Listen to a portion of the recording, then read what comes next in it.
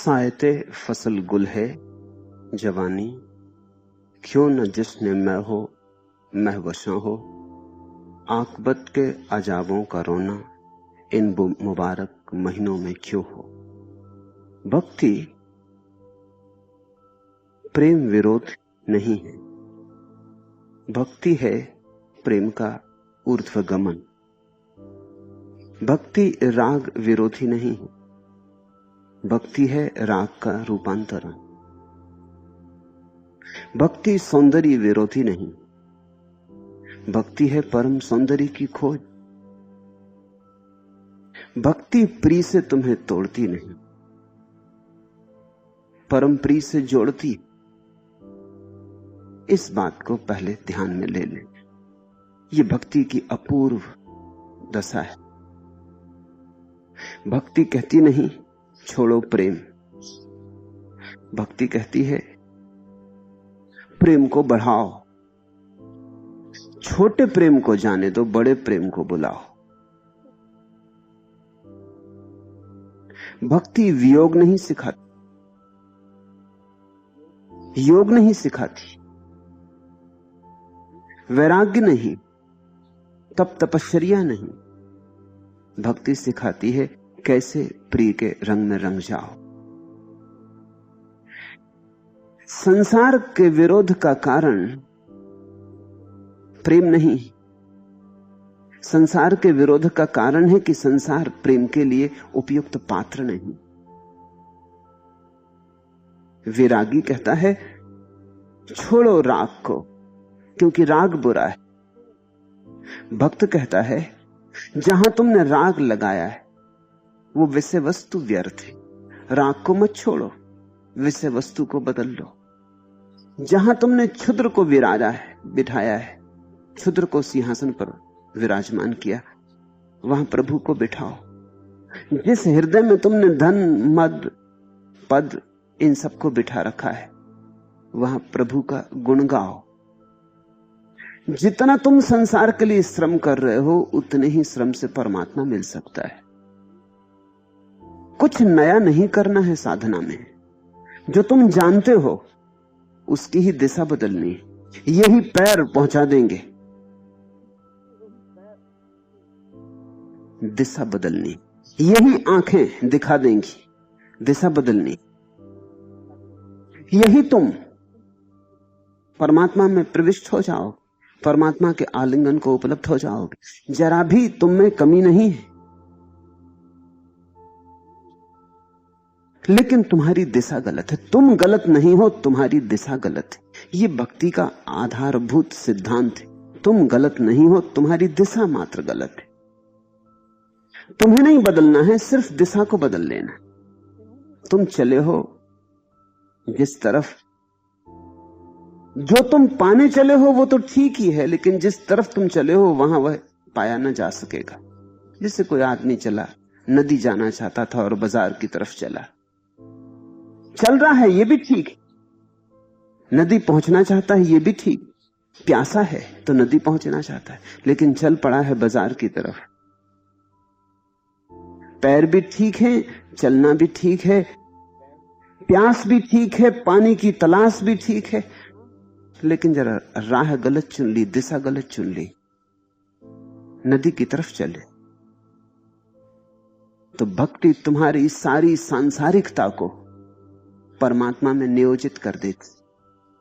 यह भक्ति की बड़ी अपूर्व कला है। ज्ञानी तोड़ता है, भक्त तोड़ता ही नहीं। ज्ञानी काटता है, भक्त काटता ही नहीं। ज्ञानी के लिए बड़ा संघर्ष है, भक्त के लिए सिर्फ समर्पण। भक्त तो कहता है यहां भी जो सौंदर्य तुम्हें दिखाई पड़ रहा है, संसार में भी, वो भी है परमात्मा का।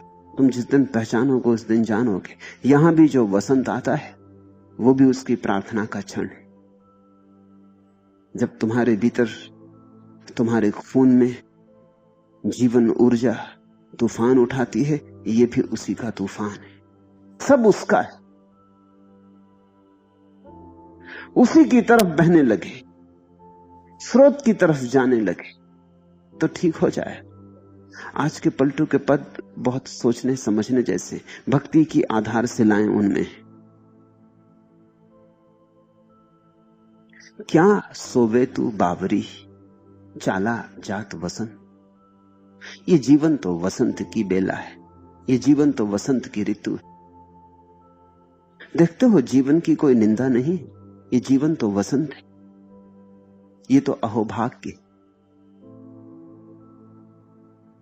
और तुम सोए सोए बिताए दे रहे हो। वसंत आ गया, फूल खिल गए, पक्षी गीत गा रहे हैं, मोर नाच रहे हैं, सारा जगत उल्लास से भरा है, और तुम सोए सोए बिता दोगे, तुम मूर्छित ही बने रहोगे। क्या सोवे तू बावरी, तुम कैसे पागल हो। जागने की घड़ी आ गई, वसंत द्वार थपथपा रहा है, जागने का क्षण आ गया, सब तरफ राग रंग है, सब तरफ प्रभु की वर्षा है। सूरज निकल आया, किरणों का जाल फैल गया, तुम कैसे पागल हो कि अब अभी भी सोए हो, फिर कब जागोगे। क्या सोवे तू बावरी, चाला जात वसंत। चाला जात वसंत कंतना घर में आए। प्यारे को तूने खोजा ही नहीं, प्यारे को घर भी ना बुलाया, प्यारे को पाती भी ना लिखी, निमंत्रण भी नहीं भेजा है,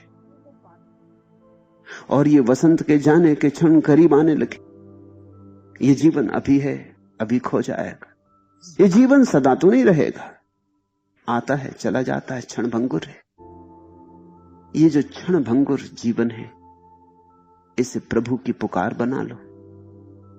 अगर ये प्रभु की पुकार बन जाए और प्रभु की तरफ यात्रा शुरू हो जाए, तो तुम ऐसे वसंत में पहुंच जाओगे जो आता है फिर जाता नहीं। ये वसंत तो आता है जाता है, इस जीवन का वसंत तो बनता है मिटता है, लेकिन एक और भी वसंत है प्रभु में डूब जाने का।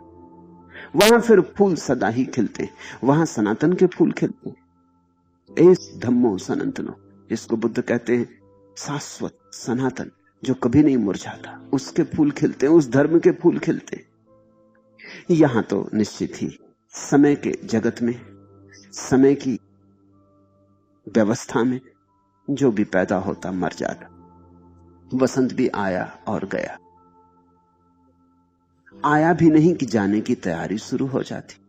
सुबह हुई और सांझ होने लगी, जन्म हुआ और मृत्यु होने लगी, मिले नहीं कि बिछुड़ने की घड़ी आने लगी। ये वसंत तो थोड़ी देर को है, ये द्वार जरा सी देर को खुलता है, लेकिन इस द्वार का जो सदुपयोग कर ले तो वो परम वसंत को उपलब्ध हो जाए। क्या सोवे तू बावरी, चाला जात वसंत। चाला जात वसंत कंतना घर में आए, और भी प्रेमी के बिना ही तुझे रहना पड़ रहा है। स्वामी से मिलन ही ना हुआ, मालिक से कोई संबंध ही ना जुड़ा। साहिब को कब पुकारोगे? उसी परम प्यारे के मिल जाने पर तृप्ति है।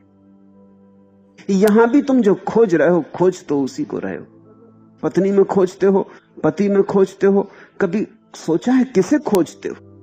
ये किसकी खोज चल रही? पति में, पत्नी में, बेटे में, बेटी में, मित्रों में, संबंधों में, परिजनों में, किसकी खोज चल रही? और तुमने ये भी नहीं सोचा, कभी इसकी जांच परख भी नहीं की कि हर बार खोज व्यर्थ हो जाती, हर बार विषाद हाथ लगता है, विफलता हाथ लगती।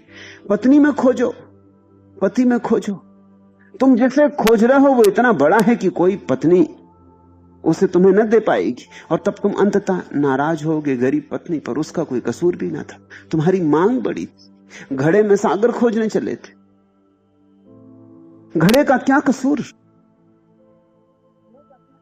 पति में परमात्मा को खोजने चले थे, नहीं मिला पति में परमात्मा, तो क्या कसूर पति का? फिर नाराजगी पति पर आती। तुमने देखा पति पत्नी एक दूसरे पे बड़े क्रुद्ध हो जाते, क्योंकि उनको लगता है धोखा दिया गया।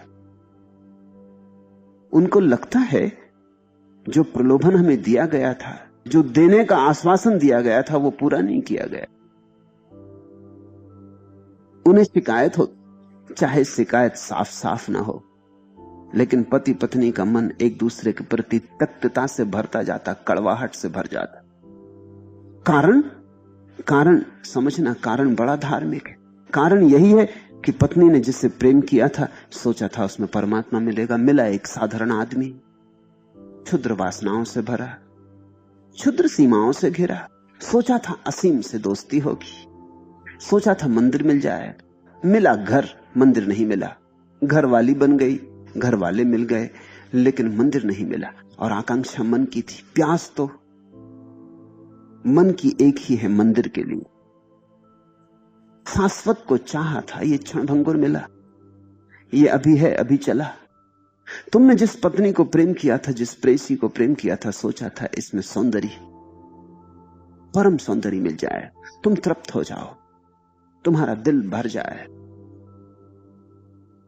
लेकिन धीरे धीरे ये सौंदर्य चला और दिल भरा नहीं।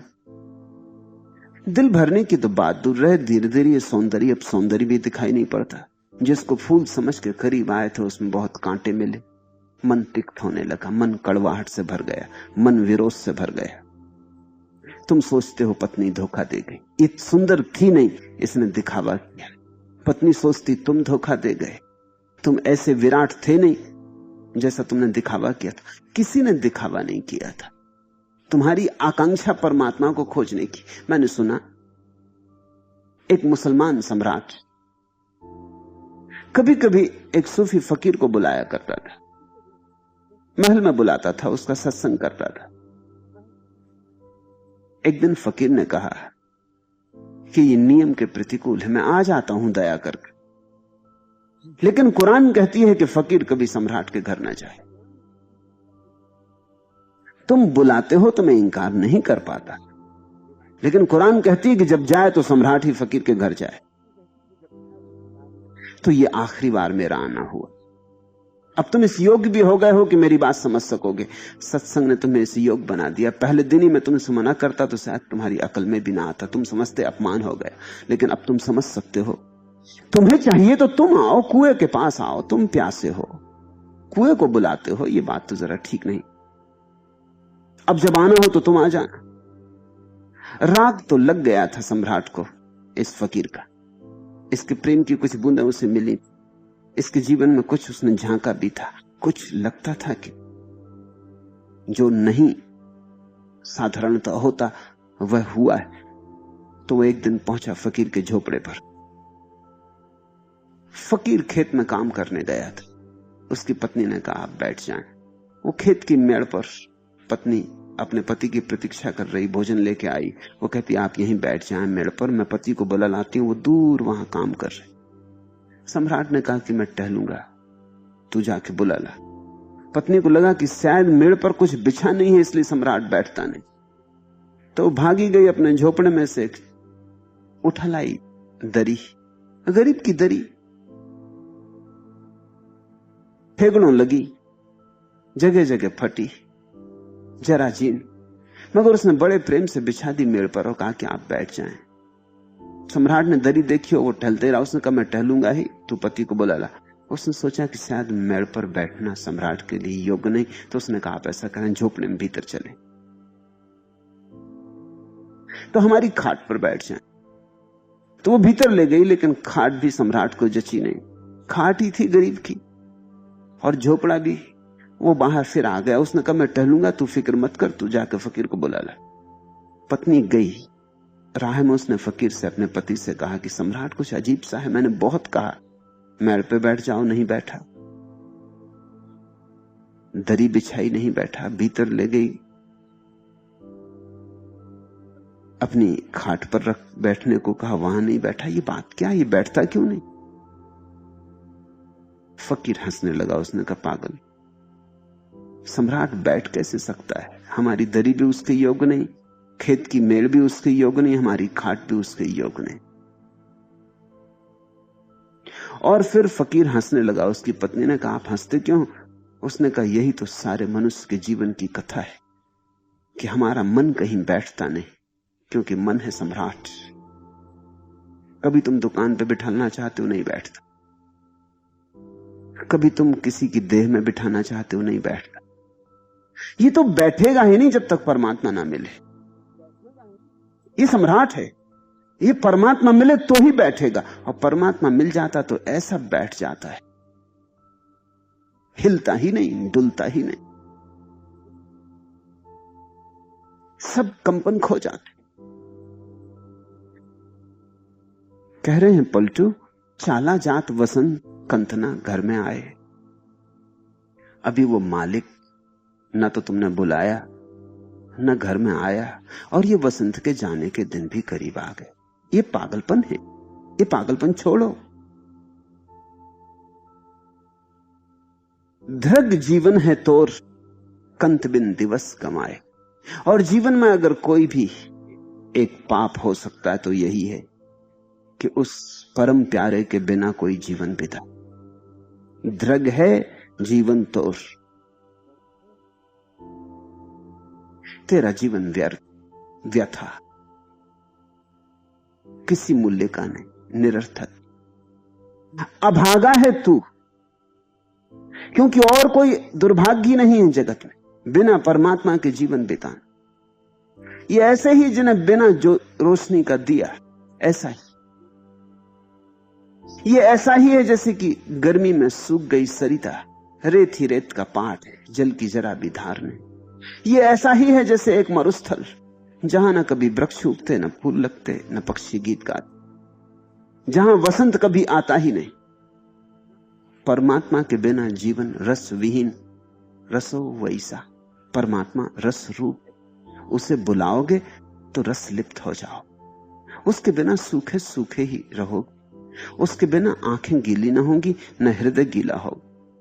उसके बिना गीत नहीं उठेगा, उसके बिना समाधि नहीं, उसके बिना समाधान नहीं। और ख्याल रखना, ये जो परमात्मा का प्रेम है, ये तुम्हारे सांसारिक प्रेम के विपरीत नहीं है, इससे ऊपर जरूर है, इसके विपरीत नहीं है। ये संसार के प्रेम में भी तुम इसलिए पड़ गए हो कि परमात्मा की तुम्हें तलाश, टटोल रहे हो। जैसे एक अंधा आदमी अंधेरे कमरे से बाहर निकलना चाहता तो टटोलता, हाथ से टटोलता या लकड़ी से टटोलता, कभी दीवार टटोलता, कभी खिड़की टटोलता, कभी कुर्सी टटोलता। रास्ता खोज रहा है, दरवाजा खोज रहा है, दरवाजा खोजना चाहता है इसलिए टटोलता है। तुम्हारा जो सांसारिक प्रेम है वो परमात्मा के लिए ही तुम्हारा टटोलना है। कभी स्त्री को टटोलते, कभी पुरुष को टटोलते, कभी पति को, कभी पत्नी को, कभी बेटे को, कभी मित्र को, कभी यहां वहां, लेकिन तुम टटोल परमात्मा के लिए रहे हो। कभी तुम्हारी टटोलती हुई लकड़ी दीवार से लगती तो तुम थोड़ी देर बाद हट जाते क्योंकि यहां तो दीवार है। कभी कुर्सी से टकराती तो तुम हट जाते क्योंकि यहां तो कुर्सी है। ऐसे ही धीरे धीरे सारे संसार में टटोलने के बाद दरवाजा मिल। ये संसार परमात्मा की खोज का ही अंग। जमजमा साज का पायल के छनाके की तरह, बेहतर अज सोर से ताकुसो अजाहें साथ। भक्तों ने कहा है कि अजान की आवाज और शंख की आवाज, इससे भी ज्यादा प्यारी आवाज संगीत, प्रेम की, रस। जमजमा साज का पायल के छनाके की तरह, वो जो पायल की छनकार, उसमें जो संगीत है वो कहीं ज्यादा मूल्यवान है अजान, रूखी सूखी अजान से। वो जो पायल की छन छन है वो कहीं ज्यादा रसिक है, ज्यादा जीवंत है मंदिर के शंख की सूखी साखी आवाज के मुकाबले। क्यों? क्योंकि मंदिर के शंख की आवाज जीवन रहित है और अजान भी जीवन रहित है। तुम जिस जीवन में जो खोज रहे हो, तुमने अपने बेटे को जिस नजर से देखा है, या अपनी बेटी को, या अपने भाई को, या अपनी प्रेयसी को, तुमने जिस प्रेम की नजर से अपनी प्रेयसी को देखा है, वही नजर काम आएगी। उसमें ही असली बात छिपी। ऐसा समझो कि एक मंदिर में तुम खड़े हो और आग लग जाए और तुम्हारा बेटा भी मंदिर में, तो तुम मूर्ति बचाओगे कृष्ण की कि अपने बेटे को बचाओगे? मूर्ति को तुम छोड़ जाओगे, भाग जाओगे, बेटे को लेकर बाहर निकल जाओ। पता चल जाएगा वहां की असलियत कहां थी। मूर्ति में इतना कोई लगाव थोड़ी था, मूर्ति तो मूर्ति थी, बेटा असली था। वहां प्रेम है, वहां असली संगीत है प्रेम का। भक्त कहते हैं इसी प्रेम के संगीत को ऊपर उठाना, इसी को ऊर्ध्वगामी करना, इसी को परमात्मा की तरफ लगाना। शंखों की आवाज से काम नहीं होगा, हृदय की आवाज, अजान से काम नहीं होगा। ये जो प्रेम का तुम्हारे भीतर छोटा सा झरना है, इसी को बहाना है। यही बह बह के किसी दिन सागर तक पहुंचेगा। धृग जीवन है तोर कंत बिन दिवस गमाए, गर्व गुमानी नारी फिरे जोबन की माती। और फिर भी तुम कैसे पागल हो, बड़े अहंकार में आकड़े फिर रहे हो। गर्व गुमानी नारी फिरे जोबन की माती, और अपने यौवन पे बड़े इतरा रहे हो, अपने बल पर, अपनी शक्ति पर, अपने सौंदर्य पर, अपने रूप पर, अपने रंग पर बड़े अकड़ रहे हो। और तुम्हें यह पता नहीं है, चाला जात वसंत, ये तो चला, ये तो जा ही रहा है, ये तो तुम्हें पता भी नहीं चलेगा, सोए सोए निकल जाएगा। ये कब हाथ से निकल जाएगा तुम्हें पता नहीं चलेगा। इस पे तुम इतने गर्वाओ मत, इस क्षणभंगुर पर इतने मत अकड़ो। गर्व गुमानी नारी फिरे जोबन की मात। भक्तों के लिए तो सभी स्त्रियां हैं, पुरुष तो एक परमात्मा है, इसलिए नारी। गर्व गुमानी नारी फिरे जोबन की माती। तुम अपनी अकड़ में ही, यौवन की, सौंदर्य की अकड़, रूप की अकड़, इसमें ही मदमाते फिर रहे हो। यही शराब पिए, यही नशा तुम पर चढ़ा है। खसम रहा है रूठ, नहीं तू पटवे पाती। और इस अकड़ की वजह से तुम्हें एक बात दिखाई नहीं पड़ रहा है कि तुम्हारा असली स्वामी रूठा बैठा है और उसे तुम अभी तक मना भी नहीं पाए। तुम्हारा ये गर्व बाधा बन रहा है। गर्व के कारण तुम परमात्मा को नहीं राजी कर पा रहे हो, मना पा रहे हो। गर्व के कारण तुम परमात्मा को नहीं बुला पा रहे हो, और बुलाओ तो ही वह आए। खसम रहा है रूठ, नहीं तू पटवे पाती। थोड़ा सोचो तो, तुम परमात्मा को ना लुभा पाए तो तुमने जो भी किया बेकार गया। उस प्यारे को लुभा लिया, उसकी आंख तुम्हारी आंख में पड़ गई, उसका हाथ तुम्हारे हाथ में आ गया, तो तुम सफल हुए। एक ही सफलता है, बस एकमात्र सफलता है जीवन में, और एक ही धन्यता है, जिस दिन तुम सफल हो जाते हो परमात्मा को अपने भीतर बुलाने में। उसके पहले सब असफलता ही असफलता है। तुम लाख अपने को समझा लो कि धन मेरे पास है, देखो सफल हो गया, कि पद मेरे पास है कि सफल हो गया। ये धोखे, ये सब धोखे मौत तोड़ देगी। जब वसंत जाएगा तब तुम अचानक पाओगे सूख गई देह, झड़ गए हरे पत्ते, फूल अब नहीं खिलते, पक्षी अब डेरा भी नहीं डालते, अब न कोई गीत न कोई गान है, सब गया, अब बस मौत से ही पहचान है। इसके पहले कि मौत तुम में घर बना ले, तुम अमृत से संबंध जोड़ लो। गर्व गुमानी नारी फिरे जोबन की माती, खसम रहा है रूठ नहीं तू पटवे पाती। लगे न तेरो चित्त कंत को ना ही मनावे। और तेरा चित्त भी नहीं लग रहा, ये भी सच। चित्त लगे भी कैसे, लगे भी तो कैसे लगे। सम्राट बैठेगा तो उसके योग्य आसन चाहिए, और तुम्हारा चित्त भी परमात्मा के पहले कहीं लग नहीं सकता, वहीं बैठता है। बस ये चित्त का पंछी वहीं बैठता है, और कोई जगह नहीं बैठता, इसे और कोई जगह सुहाती नहीं। कभी तुम कहते हो इस ढेर पे बैठ जा, धन का ढेर, मगर ये उसे कचरा है। कभी तुम कहते हो पद पर बैठ जा, ये भी उसके लिए कचरा है।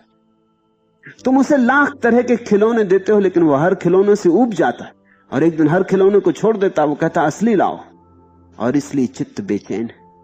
तुम शायद सोचते हो कि चित्त की बेचैनी कोई बीमारी है, तो तुम गलत ख्याल में। मेरे पास लोग आते हैं, वो कहते हैं कि कुछ ऐसा करें कि हमारा चित्त शांत हो जाए। मैंने कहा इसी अशांत चित्त में तो थोड़ी आशा है, अगर ये शांत हो गया तो तुम गए।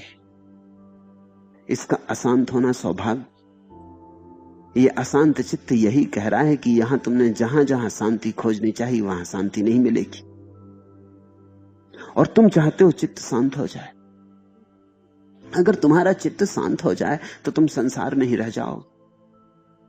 इसलिए चित्त तो शांत होगा ही नहीं जब तक तुम परमात्मा में प्रवेश ना करो। तुम लाख उपाय करो, चित्त शांत नहीं होगा। कैसे होगा? जब तक परम धन न मिले तब तक तुम कैसे चित्त को समझाओगे? चित्त को लगता ही रहता मैं भिखारी, निर्धन, भूखा, क्षुधा पीड़ित, तड़फ रहा, और चित्त कप रहा है। ये चित्त का कंपन तुम्हारा सौभाग्य है, इसे दुर्भाग्य मत समझो। ये कहीं नहीं लगता, क्योंकि ये कहता है वहां ले चलो जहां मैं लग सकता हूं, और वहां तुम ले नहीं जाते। तुम अपने गर्भ में अकड़े बैठे, तुम कहते हो हम तुझे यहीं शांत कर लेंगे, और थोड़ा धन ले ले। तुमने चित्त को कोई छोटा बच्चा समझा जिसको तुम समझा रहे हो कि चल और आइसक्रीम ले ले, ये खिलौना ले ले, चल बाजार से कुछ मिठाई दिलवा दे। तुम ये सब देते रहोगे और चित्त की बेचैनी ना मिटेगी, बेचैनी बढ़ती जाएगी। क्योंकि जैसे जैसे वसंत बीतने लगेगा वैसे वैसे चित्त को लगेगा ये तो दिन भी गया, ये अवसर भी खोया जा रहा है, और इन खिलौनों से मैं कब तक उलझा रहूं। इसलिए जैसे जैसे उम्र बढ़ती वैसे वैसे चित्त की अशांति बढ़ती। बच्चे शांत मालूम होते हैं, बूढ़े अशांत हो जाते। बूढ़े का वसंत चला गया, अवसर चला गया, और कंत से मिलना ना हुआ। लागे न तेरो चित्त, लग सकता ही नहीं। लगाओ, लाख लगाओ, लग सकता ही नहीं। और ये सौभाग्य कि चित्त तुम्हारा लगता नहीं, नहीं तो तुमने न मालूम किस कूड़े करकट की ढेरी में इसको कभी का लगा दिया होता। ये तो चित्त की तुम पर कृपा है कि ये लगता नहीं। न मालूम तुमने कहां उलझा दिया होता, कहां के नकली सिक्के पकड़ लिए होते और जिंदगी भर छाती से लगाए बैठे रहते। मगर चित्त तुम्हें हर जगह से हटा देता। वो कहता आप चलो आगे बढ़ो, यहां नहीं है कुछ, कहीं और खोजें। चित्त की बेचैनी का अर्थ है कि खोजना कहीं और होगा। ये खोज ठीक जगह नहीं चल रही, और जैसे ही तुम ठीक जगह खोजने लगोगे तुम अचानक पाओगे चित्त शांत होने लगा। लोग कहते हैं कि चित्त शांत हो जाए तो तुम परमात्मा में पहुंच जाओगे। मैं तुमसे कहता हूं तुम परमात्मा की तरफ पहुंचने लगो तो चित्त शांत हो जाए। लोगों ने तुमसे कहा है कि चित्त को शांत कर लो तो तुम परमात्मा में पहुंच जाओगे। मैं तुमसे यह कहना चाहता हूं कि तुम परमात्मा की तरफ चलने भर लगो और चित्त शांत होने लगेगा। चित्त शांत हो ही नहीं सकता परमात्मा की तरफ चले बिना। उसकी तरफ चलने से ही शीतलता बढ़ती है, उसकी तरफ चलने से ही बेचैनी अपने आप कम होने लगती, उसकी तरफ चलने से ही भीतर भरोसा आने लगता है कि अब ठीक दिशा मिली, अब घर की तरफ चले। लगे न तेरो चित्त कंत को ना ही मनावे। इधर चित्त भी तेरा नहीं लग रहा है। किसका लग रहा है? तुमने किसी का संसार में चित्त को लगते देखा? जिनके पास बहुत धन है, जिनके पास बहुत पद है, तुम सोचते हो उनका चित्त लग रहा है? वो इतने ही उखड़े हैं जितने तुम उखड़े हो, शायद तुमसे ज्यादा उखड़े, क्योंकि उन्होंने अपना सारा वसंत तो धन को इकट्ठा करने में लगा दिया और चित्त शांत नहीं हुआ। अब उनकी बेचैनी तुम समझ ना सकोगे। वो विक्षिप्त हुए जा रहे हैं, उनको कुछ समझ में नहीं आ रहा कि अब क्या करें क्या ना करें। कंत को ना ही मनावे, लेकिन अकड़ के मारे तुम परमात्मा की तरफ भी नहीं जाते हो। चित्त भी बेचैन है, सब तरह की विक्षिप्तता इकट्ठी हो गई। एक क्षण को रस नहीं है, एक क्षण को सुख की छाया नहीं मिलती। भागे जाते हो, धूप ही धूप, आपादापी, महत्वाकांक्षा, और इकट्ठा और इकट्ठा। इतना कर लिया, उससे कुछ नहीं मिला। एक मित्र मेरे पास आए, वो कहने लगे कि जब मैं युवा था तब मैंने तय किया था कि जिस दिन मेरे पास 10 लाख रुपए हो जाएंगे उसी दिन सब आपाधापी छोड़ छाड़ के शांति से बैठ रहा हूं। बस अब थोड़ी ही देर और है, 5 लाख मेरे पास हो गए। गरीब आदमी के घर पैदा हुए, 5 लाख बड़ी बात है उनको इकट्ठा कर लेना, बड़ी मुश्किल से इकट्ठे किए। थोड़ी देर और, एक 2 4 5 साल की बात है। अब पैसा मेरे पास है, 5 को 10 करने में कठिनाई ना होगी। ये 5 असली कठिन बात। अब 5 को दुगलाने ना सरल पड़ेगा। बस फिर तो मैं भी संन्यास्त होके बैठ जाऊंगा। मैंने उनसे पूछा, एक बात तो मुझे कहो, 5 लाख मिले, आधी तो संपत्ति मिल गई जितनी तुम चाहते थे, आधा चैन मिला, आधी शांति मिली। वो कहने लगे, शांति? शांति मिलने की पूछते हैं? जो थी थोड़ी बहुत वो भी चली गई। तो मैंने कहा, ये भी तो सोचो कि 10 के मिलते मिलते ये जो थोड़ी बहुत समझ बची है मेरे पास आने की कि तुम यहां तक आ गए, ये भी चली जाएगी। 5 लाख मिलने में जो थोड़ी बहुत शांति थी वो चली गई। 10 लाख मिलते मिलते तक होश रहेगा? पगला तो ना जाओगे? वो कुछ सोचने लगे और कहा कि आपकी बात ठीक मालूम पड़ती, सोचता हूं तो ठीक मालूम पड़ती, इतना पागल मैं पहले नहीं था। जब से ये 5 हो गए तब से सो भी नहीं सकता, दिन रात गिनती चल रही, और वो 10 का नशा चढ़ा हुआ है। इसलिए भारत में हम धन के नशे को धन मद कहते, पद के नशे को पद मद कहते। मद यानी नशा, मदिरा। अंग्रेजी में जो शब्द है मैड, वो संस्कृत के मद शब्द से बना। मद एकमात्र पागलपन है। तो मैंने उनसे कहा, अभी तो तुम्हें थोड़ा होश है, चलो तुम यहां आ गए, 5 साल 10 साल बाद जब तुम्हारे पास 10 लाख हो जाएं, तुम्हें मेरी याद रहेगी? तुम इस तरफ आओगे? वो कहने लगे, पक्का नहीं कह सकता, हालत मेरी खराब है। सच तो यह है कि 10 लाख होने तक मैं बच भी सकूंगा, यह भी मुझे संदेह लगता है, क्योंकि मैं बहुत परेशान हुआ जा रहा हूं। तो फिर मैंने कहा, जब 5 से इतनी मुसीबत हो गई तब इसको 10 किस लिए करना चाहते? मगर गर्व, वो बोले कि नहीं, एक दफा तय कर लिया कि 10 तो करके रहूंगा, तो करके तो रहूंगा।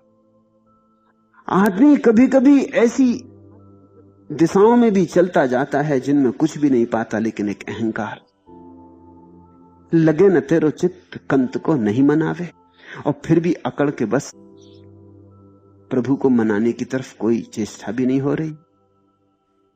कापर करे सिंगार, सुनते हो?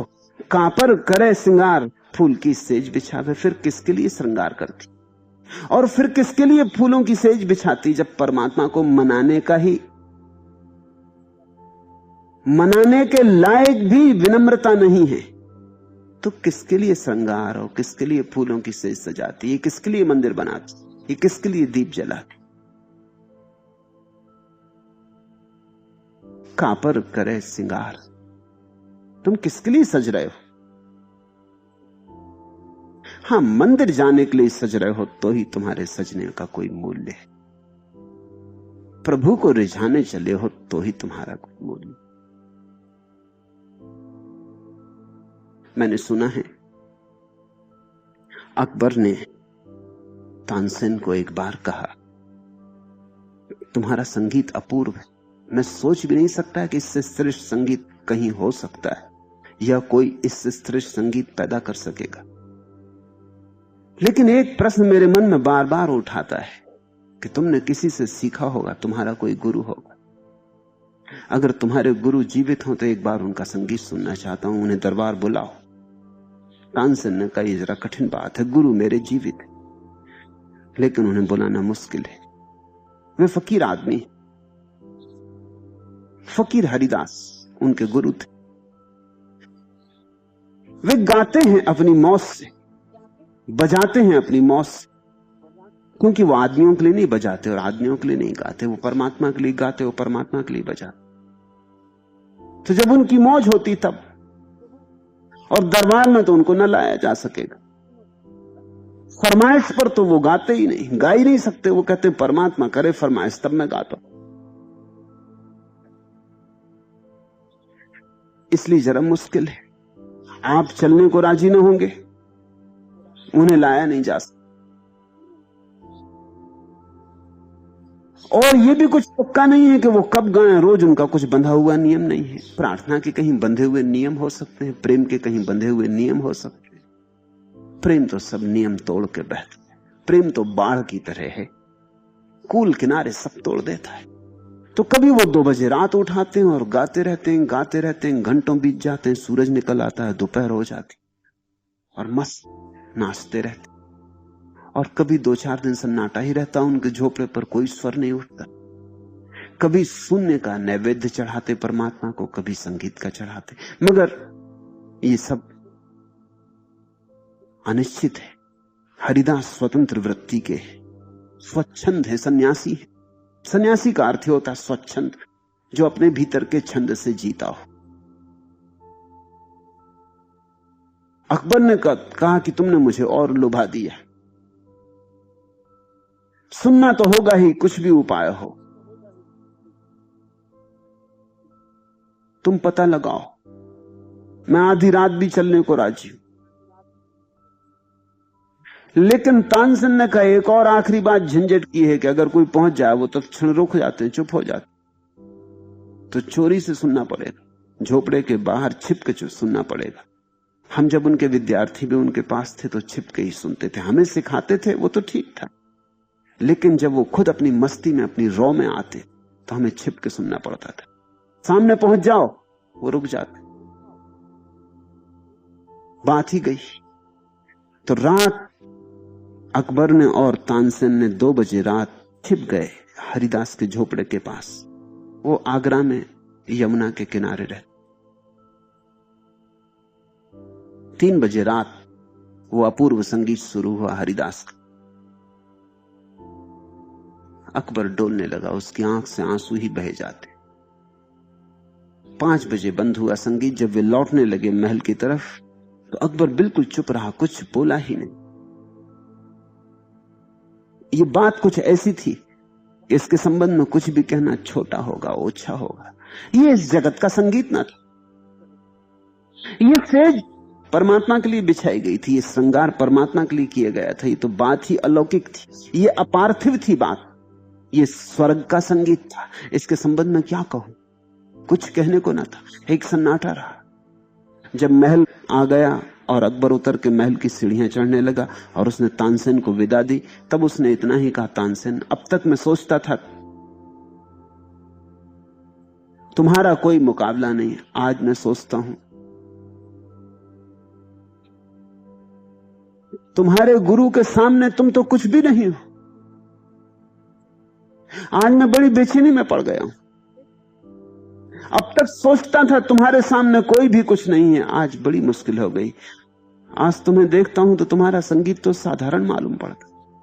तुम्हारे गुरु के सामने तो तुम कोई भी नहीं हो, कुछ भी नहीं हो, तुम्हारा उनसे क्या मुकाबला। अब तक सोचता था तुम्हारा कोई मुकाबला नहीं, अब सोचता हूं तुम्हारा उनसे क्या मुकाबला। इतना फर्क क्यों है? और जो तुम्हारे गुरु के जीवन में हो सका तुम्हारे जीवन में क्यों नहीं हो पाया?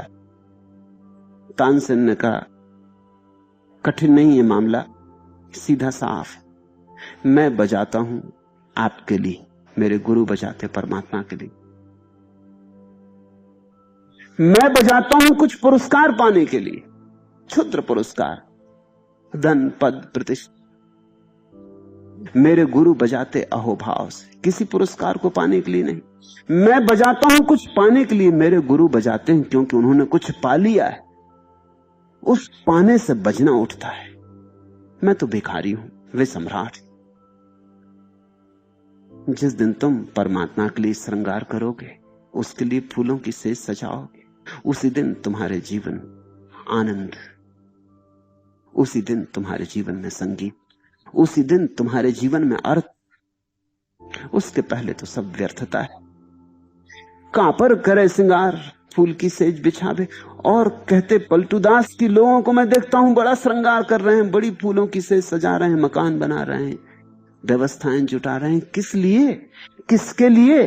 कापर करे श्रृंगार, फूल की सेज बिछावे।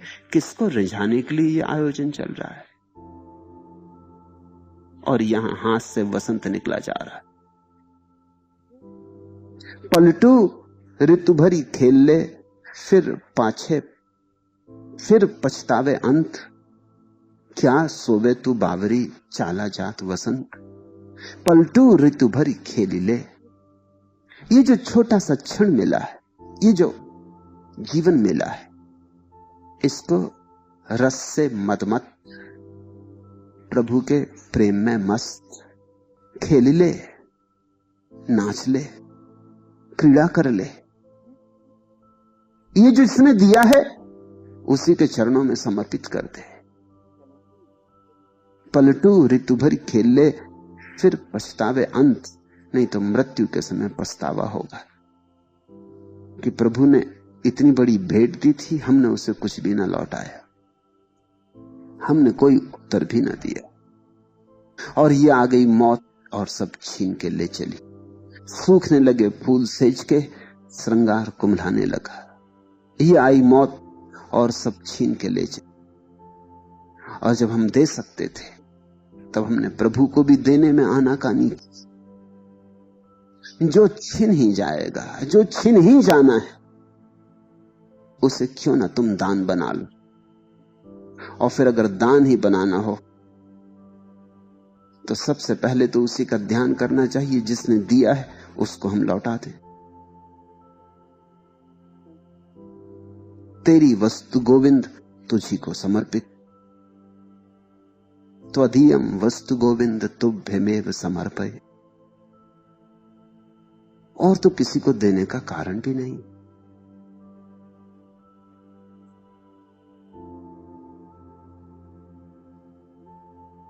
है नींद सुहागिन वंदनी परदेसी पी की बाहों में। ओ मेरे सपनों के सृष्टा और ओ मेरी जागृति के दृष्टा, क्या ज्ञात नहीं मेरी सीमित साधे हैं तेरी चाहों में। ओ मेरे मोहन परदेसी, तेरी राधा वलकल वेसी, आशा का दीप लिए बैठी है पलछिन तेरी राहों में। इन श्वासों का ताना बाना, रुक जाए नहीं आना जाना, युग से पल बीत रहे मेरे, मैं डूब रही हूं आहों में। तेरी पदरज कुमकुम रोली, तू था तो थी प्रतिदिन होली, तू तो तरु मैं हूं लता पुष्प पलती हूं तेरी छाओं में। ओ मेरे सपनों के सृष्टा, ओ मेरी जागृति के दृष्टा, क्या ज्ञात नहीं है मेरी सीमित साधे हैं तेरी चाहों में। है नींद सुहागिन वंदनी परदेसी पी की बाहों में। वो जो परदेसी पिया है, वो जो परमात्मा है, जो पता नहीं कहां छिपा है। हमारा सारे जीवन का आनंद उसकी बाहों में, उसके आलिंगन में पड़कर ही जीवन में संगति सुरभि संगीत का जन्म होता है। संसार में सिर्फ दुख है। दुख यही है कि जो हम खोजते हैं वो वहां नहीं मिलता है। वो वहां नहीं मिलता है क्योंकि वह वहां नहीं है। हमारी खोज ठीक, हमारी आकांक्षा ठीक, हमारी दिशा भ्रांत है। लेकिन हम बड़े अकड़े, हम बड़े गर्व से भरे। हम कहते हैं मैं और मेरी दिशा कैसे गलत हो सकती, सिद्ध करके रहूंगा। माना दूसरे हार गए होंगे और सिकंदर हार गए होंगे, लेकिन मैं सिद्ध करके रहूंगा कि मिलता है। सारी मनुष्य जाति की कथा क्या है? जिन्होंने भी बाहर खोजा अब तक कुछ भी नहीं पाया। जिन्होंने बाहर खोजा खाली हाथ रहे, खाली हाथ गए। निरपवाद रूप से बाहर खोजने वाले थके हारे पराजित हुए। बाहर खोजने वालों में कोई कभी जिन और विजेता नहीं हुआ। पराजय वहां भाग्य, पराजय वहां नियति है। एक मनुष्य ने भी कभी बाहर खोजकर यह नहीं कहा कि मुझे मिला। इससे बड़ा और कोई वैज्ञानिक सत्य हो सकता है? निरपवाद। किस बात को वैज्ञानिक कहते हो? वैज्ञानिक उस बात को कहते हैं जिसमें कोई अपवाद ना हो। जब भी पानी गर्म करो 100 डिग्री पर ही भाप बने, कभी 99 पे बन जाए, कभी 101 डिग्री पे बने, तो ये फिर विज्ञान का नियम ना रहा। अपवाद आ जाए तो नियम टूट गया। 100 डिग्री पर ही बने, फिर चाहे तिब्बत में गर्म करो, चाहे चीन में, चाहे मंगोलिया में, कहीं गर्म करो, 100 डिग्री पर ही भाप बने। जब ये हजारों प्रयोग करके देख लिए जाते हैं और पाया जाता हर बार 100 डिग्री पर ही भाप बनता, तो नियम निर्धारित हो जाता। निरपवाद है तो नियम बन जाता। लेकिन इससे बड़ी निरपवाद कोई व्यवस्था नहीं है मनुष्य जाति के इतिहास में, क्योंकि ये प्रयोग अरबों खरबों लोगों ने किया है कि हम संसार में सुख पालें, और नहीं मिलता। लेकिन फिर भी हर आदमी इस अहंकार से भरा हुआ पैदा होता है कि औरों को न मिला होगा। मैं निरपवाद नियम को तोड़ के बताऊंगा, मैं अपवाद होकर सिद्ध रहूंगा, मैं दिखाऊंगा कि मुझे मिलता है। ये एक पहलू। दूसरा पहलू यह कि जिन्होंने भी भीतर खोजा उन सभी को मिला है, वो भी निरपवाद। कोई महावीर, कोई मोहम्मद, कोई कृष्ण, कोई क्राइस्ट, कोई रैदास, कोई पलटू, कोई नानक, कोई कबीर, जो भी भीतर गया है उसे मिला है। ऐसा कभी नहीं हुआ कि कोई भीतर गया हो और उसने कहा हो मुझे नहीं मिला। ये दूसरा पहलू उसी नियम का। ये तो दोनों तरफ से कसौटी हो चुकी है इस नियम की कि भीतर ही मिलता है, बाहर नहीं मिलता। लेकिन फिर भी आदमी का अहंकार अपूर्व रूप से अंधा है। वो कहता है किसी को अब तक न मिला होगा, मैं एक कोशिश करके और देख लूं। असंभव कोशिश हार ही जाती है। फिर हमारे हाथ में केवल अभिनय रह जाता है। सत्य तो हाथ में नहीं आता, संसार अभिनय है। फिर हम दिखावा करने लगते हैं। जब नहीं मिलता, हंसी तो आती नहीं असली, तो फिर हम झूठी मुस्कुराहट अपने ओंठों पे चिपका लेते। मन को समझाना तो होगा ही ना। तो हम झूठी खुशियां, झूठे उत्सव मनाते रहते। भीतर जलती रहती आग और बाहर हम शीतलता दिखलाते रहते। भीतर आंसुओं के ढेर लगे रहते और बाहर हम हंसते चले जाते। तुम जरा लोगों का हंसना देखो, कैसा खाली, कैसा रिक्त, कैसा निर्जीव। तुम जरा लोगों के आंखों में झांको, दिखलाने की कोशिश वो यही करते हैं कि सब ठीक, कुछ भी ठीक नहीं। भीतर सिर्फ मौत आ रही और वसंत जा रहा, और उनके पैर डगमगा रहे हैं, लेकिन किसी तरह अपने को संभाल के खड़े हुए। किसी को दिखने नहीं देते कि हमारे पैर डगमगा रहे हैं। अभिनय करो, प्रणय का अभिनय करो। अभिनय ही बंद करो। एक बार, दो बार, तीन बार नहीं, नित्य ही अभिनय करो, नित्य ही अभिनय करो। बहुत भला लगता है, सांसों पर सरगम सा चलता है। क्या बुरा है यदि ऐसे ही प्राणों को छला जाए, यूं ही सहज सरल जीवन क्रम चलता चला जाए। मगर क्या खाक सहज है यहां, क्या सरल है। फिर धीरे धीरे अभिनय की श्रृंखला ही रह जाती। बताते रहो जो नहीं है। भीतर निर्धन रहो, बाहर धन दिखलाते रहो। भीतर अज्ञानी रहो, बाहर ज्ञान दिखलाते रहो। भीतर संताप और बाहर दिखलाते रहो कि सब ठीक है, तुम बड़े प्रसन्न हो। ऐसा ये जगत अभिनय से भरा है। इससे बड़ा खतरा होता है। कम से कम छोटे बच्चों को तो बड़ा धोखा हो जाए। बच्चों को ही धोखा होता है। फिर बच्चे बड़ी उम्र के भी हुए तो भी कुछ फर्क नहीं पड़ता। बच्चों को ही धोखा होता है। धोखा ही बच्चों को हो सकता है। तुमको भी धोखा होता है कि सब लोग इतने प्रसन्न चले जा रहे हैं, देखो कितने लोग आनंदित हैं, मैं ही एक दुखी। ये हर एक का अनुभव। प्रत्येक ऐसा ही सोचता है कि मैं ही अकेला दुखी है। प्रभु मुझे ही क्यों दुखी बनाया है। सारी दुनिया इतनी खुश मालूम हो रही, रंगरेलियां चल रही, लोग हाथों में हाथ डाले जा रहे, गीत गा रहे, नाच रहे, सारी दुनिया इतनी प्रसन्न है, मैं ही क्यों दुखी हूं। ये सभी का भीतरी अनुभव है कि मैं ही क्यों दुखी हूं। लेकिन दूसरे तो प्रसन्न दिखाई पड़ते हैं, तो ऐसा लगता है कोई अन्याय किया गया तुम्हारे साथ। यहां कोई भी प्रसन्न नहीं है। यहां जितने तुम दुखी हो उतने ही सभी दुखी हैं। यहां ऊपर ऊपर के भेद होंगे, भीतर की दुख की ढेरियां उतनी की उतनी ही, कोई अंतर नहीं। मैंने एक कहानी सुनी कि एक आदमी निरंतर रोता था जाके मस्जिद कि हे प्रभु मुझे इतना दुखी क्यों बनाया, आखिर मैंने तेरा क्या बिगाड़ा, यह अन्याय हो रहा। और मैं तो सुनता था तू बड़ा न्यायी है, रहीम है, रहमान है, कृपालु है, महाकरुणावान है, मगर सब धोखे की बातें। मुझे इतना दुख क्यों दिया। सब मजे में, सब आनंद कर रहे हैं, मैं ही दुख में सड़ा जा रहा हूं। कुछ कृपा कर, अगर सुख न दे सके तो कम से कम इतना तो कर कि किसी और का दुख मुझे दे दे, ये मेरा दुख किसी और को दे दे, इतना तो कर। उसने एक रात सपना देखा कि कोई आवाज आकाश से कह रही कि सब लोग अपने अपने दुख लेके मस्जिद पहुंच जाएं। वो तो बड़ी जल्दी तैयार हो गया। उसने जल्दी से अपना दुख बांधा, पोटली उठाई, भागा मस्जिद की तरफ, खुद भी भागा। उसने देखा, बड़ा हैरान हुआ, पूरे गांव के लोग अपनी अपनी पोटलियां लिए जा रहे हैं। वो तो सोचता था जिनके जीवन में कोई भी दुख नहीं।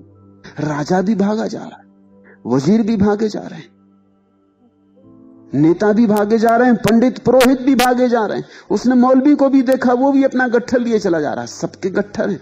और एक और बात हैरानी की मालूम हुई, किसी के पास छोटी मोटी पोटली नहीं, क्योंकि वो सोचने लगा किससे बदलना, अगर बदलने का मौका आ जाए। मगर सब बड़ी बड़ी पोटलियां लिए हुए। ये तो पोटलियां कभी दिखाई भी नहीं पड़ी थी उसको। अभिनय चलता है। मस्जिद में पहुंच गए, बड़ा उत्तेजित, सारे लोग उत्तेजित हैं कि कुछ होने वाला है। और फिर एक आवाज हुई कि सब लोग मस्जिद की खूंटियों पर अपनी अपनी पोटलियां टांग दें। सबने जल्दी से टांगनी, सभी छुटकारा पाना चाहते। और फिर एक आवाज हुई कि अब जिसको जिसकी पोटली चुननी हो चुन ले, बदल ले। और वो आदमी भागा और सारे लोग भागे। मगर चकित होने की बात तो ये थी कि उस आदमी ने भाग के अपनी पोटली फिर से उठा ली कि कोई दूसरा ना उठा ले। और यही हालत सबकी थी, सबने अपनी अपनी उठा ली। वो बड़ा हैरान हुआ, लेकिन अब बात उसके ख्याल में आ गई। उसने अपनी क्यों उठाई? सोचा कि अपने दुख कम से कम परिचित तो हैं, दूसरे का बड़ा पोटला, पता नहीं इसके भीतर क्या हो। अपने दुख कम से कम जाने माने तो हैं, उनके साथ जीते तो रहे हैं जिंदगी भर, धीरे धीरे अभ्यस्त भी हो गए। और अब धीरे धीरे उतना उनसे दुख भी नहीं होता। कांटा गड़ते रहो, गड़ते रहो, गड़ता रहो तो धीरे धीरे चमड़ी भी मजबूत हो जाती है उस जगह। कांटा गड़ते गड़ते गड़ते फिर चमड़ी में उतना दर्द भी नहीं होता। सिर दर्द जिंदगी भर होता ही रहा हो तो धीरे धीरे आदमी भूल ही जाता है। सिर दर्द और सिर में कोई फर्क ही नहीं रह जाता, एक अभ्यास हो जाता। और तब उसे समझ में आया कि सबने अपने अपने उठा लिए। सब डर गए कि कहीं दूसरे का ना उठाना पड़े। पता नहीं दूसरे की अपरिचित पोटली भीतर कौन से सांप बिच्छू समाये हो। प्रत्येक ने अपनी अपनी पोटलियां उठा ली और सब बड़े खुश हैं कि अपनी पोटली वापस मिल गई। सब अपने घर की तरफ भागे जा रहे हैं। सुबह जब उसकी नींद खुली तब उसे सच्चाई समझ में आई, ऐसा ही है। यहां सब दुखी, मगर एक अभिनय चल रहा है। इस अभिनय से जो जाग गया उसके जीवन ही में ही सन्यास का जन्म होता है। अभिनय से जाग जाना सन्यास है। मुझसे लोग पूछते हैं आपके सन्यास की परिभाषा क्या?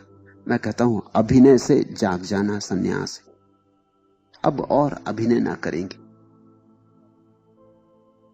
अब और धोखा न देंगे, अब जीवन की सच्चाइयां परखेंगे। उन्हीं परखों से धीरे धीरे तुम परम सत्य की तरफ संलग्न हो जाते हो।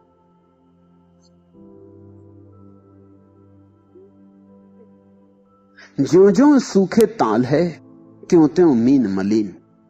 वसंत बीतने लगा, अब तालाब सूखने लगा।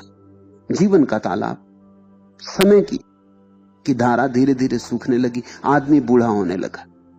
ज्यों ज्यों सूखे ताल है त्यों त्यों मीन मलिन। स्वभाव था, वो जो मछली उस सागर के पानी में रहती थी, तालाब में रहती थी, अब तालाब तो सूखने लगा। वो मछली बड़ी दुखी होने लगी, इसलिए बूढ़ा आदमी दुखी होने लगा। तुम किसी बच्चे को शायद ही दुखी पाओ, तुम किसी बूढ़े को शायद ही सुखी पाओ। अगर बच्चा दुखी मिल जाए तो समझना कि पिछले जन्मों की कमाई है, और अगर बूढ़ा सुखी मिल जाए तो समझना इस जन्म की कमाई है। नहीं तो बच्चे सुखी होते हैं क्योंकि बेहोश, होश ही नहीं, अभी दुख का पता क्या, अभी सीखा नहीं, अभी जीवन का कोई अनुभव नहीं, अभी जिंदगी के बाजार में गए नहीं, लुटे नहीं।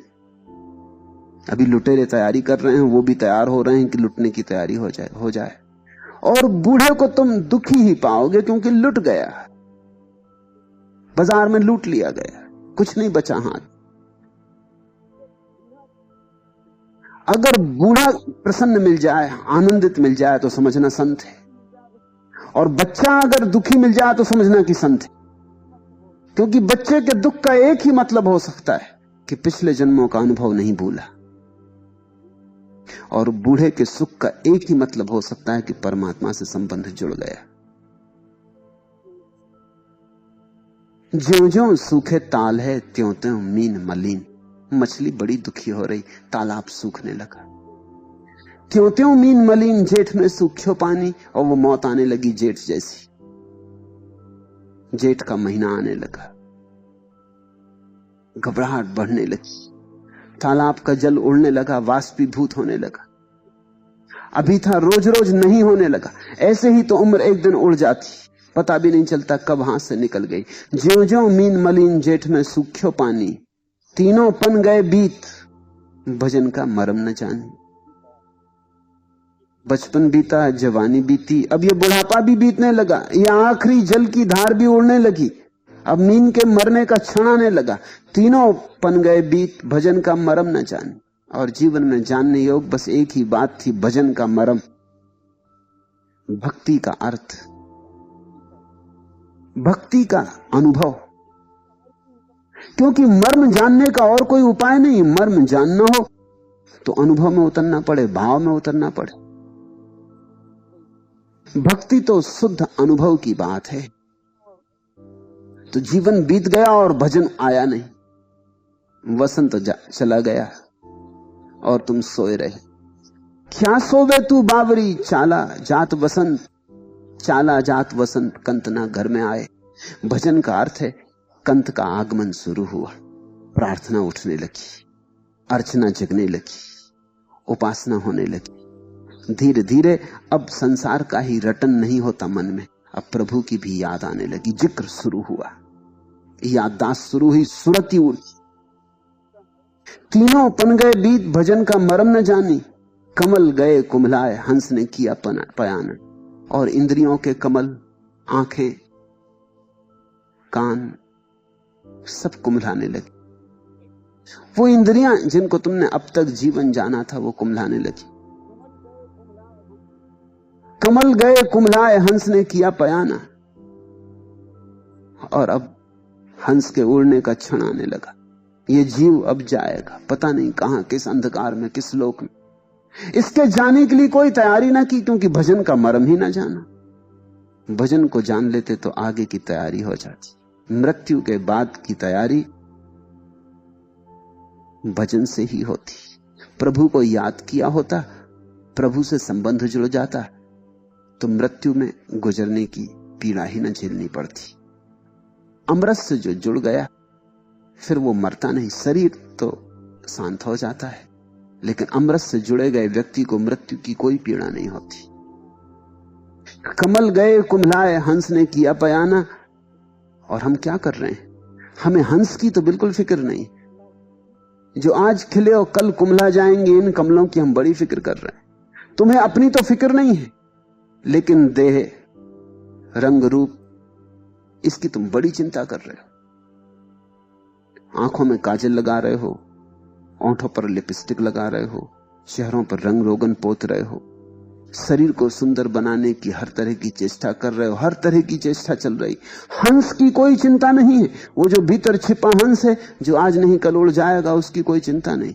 और ये सब देह, इसकी सब सजावटें, काजल और लिपस्टिक और पाउडर और देह और वस्त्र, रंग रूप, सब पड़ा रह जाएगा।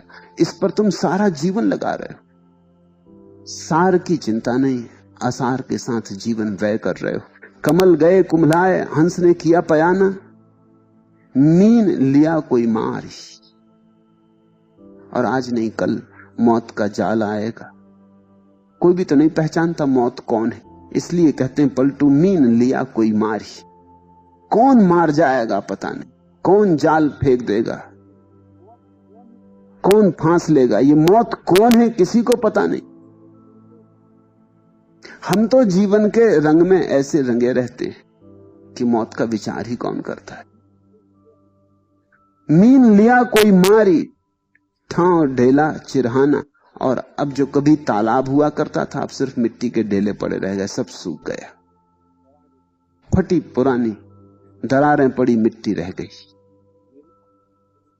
ठाव ढेला चिरहाना, जिसको तुमने घर समझा था, जिसको तुमने सब समझा था, वो जल तो उड़ गया। मछलियों को कोई मार के ले गया, हंस ने प्रयाण कर दिया। अब वहां जल के नाम पर एक सूखी तलैया रह गई, जो कभी तलैया थी, और जमीन ढेले रह गए, वो भी तिरके हुए, फटे हुए, दरारें पड़ी। ऐसी ही तो एक दिन देह पड़ी रह जाती, मिट्टी का ढेला, डस्ट अनटू डस्ट, मिट्टी में मिट्टी गिर जाती। मीन लिया कोई मारी, ठाव ढेला चिरहाना। ऐसी मानुष देह वृथा में जात अनारी। और ये जो मनुष्य की देह, इसे तुम पागलों की तरह, मूढ़ों की तरह व्यर्थ ही गंवाए दे रहे हो। इसके पहले कि देह चली जाए व्यर्थ, तुम देह का सेतु बना लो, इस देह की सीढ़ी बना लो, इस देह की सीढ़ी पे चढ़ जाओ, परमात्मा से संबंध जोड़ लो। ऐसी मानुष देह वृथा में जात अनारी, भूला कौल करार आपसे काम बिगारी। ये बड़ा महत्वपूर्ण वचन है, भूला कौल करार। पलटू ये कह रहे हैं कि परमात्मा से वचन दे के आया था कि याद रखूंगा तुम्हें, और भूल ही गया सब आश्वासन। भूला कौल करार, यहां आके भूल ही गए, याद भी नहीं करते। जहां से आए हो वहां की याद भी नहीं करते, जो वचन दे आए हो उसकी याद भी नहीं करते। उस कौल को, उस करार को पूरा करने की कोई चेष्टा भी नहीं है। चेष्टा तो दूर, याद ही नहीं रखी। वचन दिया था, उसे भंग मत करो। यह बात बड़ी महत्वपूर्ण है। प्रत्येक व्यक्ति जब परमात्मा के मूल स्रोत से आता है तो इसी आश्वासन को देके, इसी आश्वासन से भरा आता है कि मैं भटकूंगा नहीं, मैं संसार से अछूता लौट आऊंगा। यही तो कबीर ने कहा, ज्यों की त्यों धर दीनी चदरिया, खूब जतन से ओढ़ी रे कबीरा। कबीर ने कौल करार याद रखा, उलझे नहीं, गुजर गए संसार से। ये काजल की कोठरी है, मगर अछूते गुजर गए। अपनी आंतरिक शुभ्रता को कायम रखते हुए गुजर गए, ज्यों की त्यों धर दीनी चदरिया। करार याद भी नहीं है, हमें याद ही कुछ नहीं। हम कहां से आए ये याद नहीं, हम कहां जा रहे हैं ये याद नहीं। धर्म का इतना ही अर्थ होता है कि तुम्हें तुम्हारे जीवन के आश्वासनों का, वचनों का स्मरण दिलाया जाए। भूला कौर करार आपसे काम बिगारी, पलटू बरस और मास दिन, पहर घड़ी पलछीन, ज्यों ज्यों सूखे ताल है त्यों त्यों मीन मलिन। और देख, रोज रोज दिन बीतने लगे, बरस और मास दिन, पहर घड़ी पलछीन, एक एक क्षण बीता जाता, ये गागर रीती जाती, जल्दी ही खाली शून्य रह जाएगा। ज्यों ज्यों सूखे ताल है त्यों त्यों मीन मलिन। अब कुछ कर, इसके पहले कि अवसर बिल्कुल ही चला जाए। पलटू ऋतु भर खेली ले, फिर पछतावे अंत, क्या सोवे तू बावरी, चाला जात बसंत। पी को खोजन मैं चली, आपू ही गई हिरा, आपू ही गई हिराए, कवन अब कहे संदेशा। ये तो पलटू ने तुम्हारी दशा कही इन दो पदों में। एक में कि वसंत सदा ना रुकेगा, उपयोग करना हो तो कर लो, गीत बनाना हो तो बना लो, नाचना हो तो नाच लो। और अगर नाचो तो और किसी के सामने मत नाचना, प्रभु के सामने नाच लेना। अगर कुछ घर बनाना हो तो प्रभु के हृदय में बना लो। ये दो पद तुमसे कहे। ये भी कहा कि कल पर मत टालते जाना, क्योंकि ताल रोज सूखता जा रहा है, और कब मछुआ आएगा मौत का और मछली को मार लेगा तुम्हें पता भी ना चलेगा। फंस गए जाल में, फिर कुछ भी ना हो, फिर पछताए होत का, जब चिड़िया चुग गई खेत। ये तीसरा पद अपने संबंध में कहते, पीयू को खोजन मैं चली, आप ही गई हिरा है। और कहते हैं एक अनूठी बात भी तुम्हें कह दें, मैं खोजने चला, लेकिन खोजते खोजते मैं खो गया। ये प्रेम की आखिरी घड़ी है, क्योंकि परमात्मा और तुम एक साथ नहीं हो सकते। एक ही हो सकता, दो नहीं हो सकते। तुम जब तक हो परमात्मा नहीं, जिस दिन परमात्मा है तुम नहीं। तो तुम नहीं हो जाओ तो परमात्मा के होने में सुगमता हो जाती। इसी को कहते हैं निमंत्रण, भजन का मरम। क्या है भजन का मरम? कि तुम अपने को मिटा दो, गला दो, तुम कह दो कि मैं नहीं हूं, तू ही है, तू ही है, तू ही है। तुम धीरे धीरे शून्य होते जाओ। इधर तुम मिटते हो, उधर परमात्मा का अवतरण होने लगता है। इधर तुम बाहर गए, उधर परमात्मा भीतर आया। जगह बहुत थोड़ी है भीतर। प्रेम गली अति सांकरी, तामे दो न समा है। तुम हटो तो परमात्मा आ जाए। पी को खोजन मैं चली, आप ही गई हिराए, आप ही गई हिराए, कवन अब कहे संदेशा। पलटू कहते हैं बड़ी मुश्किल होगी, बड़े संदेश से तय किए थे, बड़ा सोच रखा था, ये कहेंगे, ये कहेंगे, ये कहेंगे। अब कौन कहे, संदेशा कहने वाला भी नहीं बचा। इसलिए प्रार्थना आखिरी घड़ी में मौन हो जाती, कहने को कुछ भी नहीं बचता। आपन गई हिराए कवन अब कहे संदेशा। रोज ऐसा होता। मेरे सन्यासी रोज आते सांझ मिलने, बड़ा तय करके आते हैं, ये कहेंगे, ये कहेंगे, ये कहेंगे।